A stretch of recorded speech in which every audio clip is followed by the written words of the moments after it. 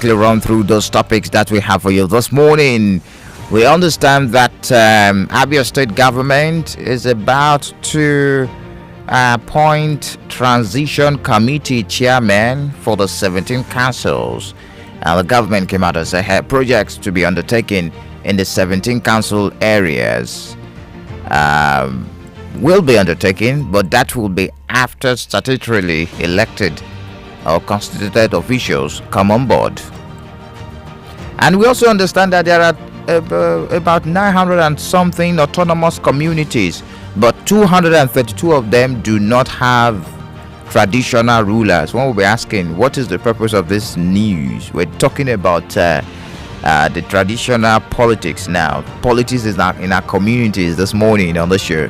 And Professor Bath Naji, former Minister of Power, is saying diesel suppliers and generators dealers are sabotaging power supply in Nigeria. And quite unfortunate, the incident of a fire outbreak at Ebonyi State International Market that we monitored yesterday, where goods reportedly worth over 1 billion naira was destroyed in that fire outbreak. On the national scene, Atiku Abubakar is asking Supreme Court to reject technicalities and overrule President Tinubu on his fresh evidence. He has finally filed his new ground of appeals at the Supreme Court. Even as Senator Abo has backtracked. You know, yesterday we told you how he accused the Senate President of being behind his sack by appeal court. But he came out and said, hey, I'm sorry, I apologize. I was wrong. I had a meeting with the Senate President and I discovered that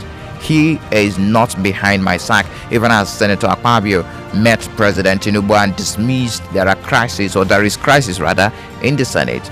There is a new EFCC chairman, Ola Olukoyede, and INEC is talking about pre-election litigations as much as 1,000.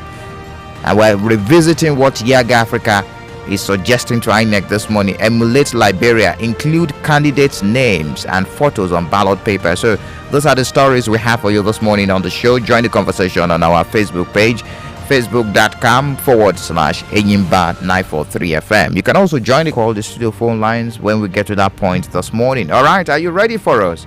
Because we are ready for you this morning on Issues and Views. Enyimba 94.3 FM. Abba.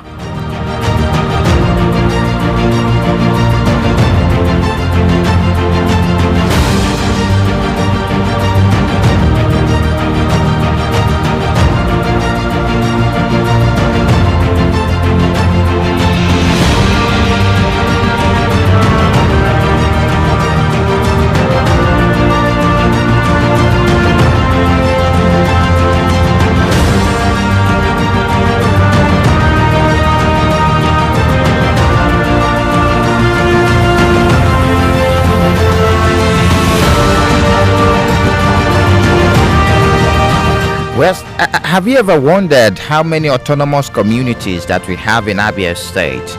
And every day you say, His Royal Highness, His Royal Majesty, Eze, this autonomous community. Have you ever wondered how many of those autonomous communities that we have in Abia State? And of course, when you talk about their numbers, you have to also look at the functions of these autonomous communities. Has 8 traditional rulers?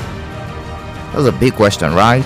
Maybe we will have time to analyze that conversation, that particular headline this morning, because the Abia State government came out and said we have 771 autonomous communities in Abia State. 771.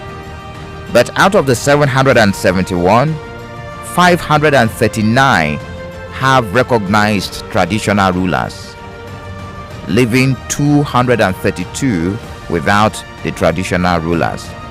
That's according to Local Government and Chieftaincy Affairs Commissioner in Abia State, Uzon Wachuku, during a press briefing with newsmen in Umuahia. Very interesting. Well, what do you make of these numbers? We have 771 autonomous communities in Abia State. I would have loved to say something, but I don't know if I say it now to look as if I really do not travel to the village. But I don't know if I don't know why I feel like my autonomous might be among the 200 and something without.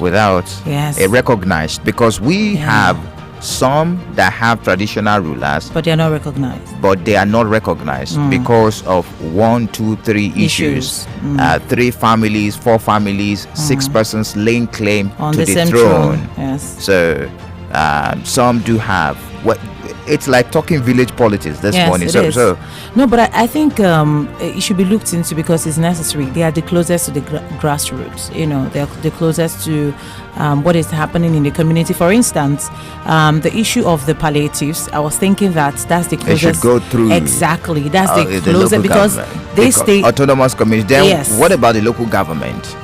I'm not going to undermine their work. I think each tractor have their own work. Their own work is still there, but I still feel that traditional rulers they are the closest. I think they are the ones that will actually, that's their community. They virtually know everybody in their community. That they are the ones that will actually pinpoint and say this family needs this more than this family, or this family needs this more than this family. So they are the closest, but that's not to undermine the work of the local government anyways. Interesting.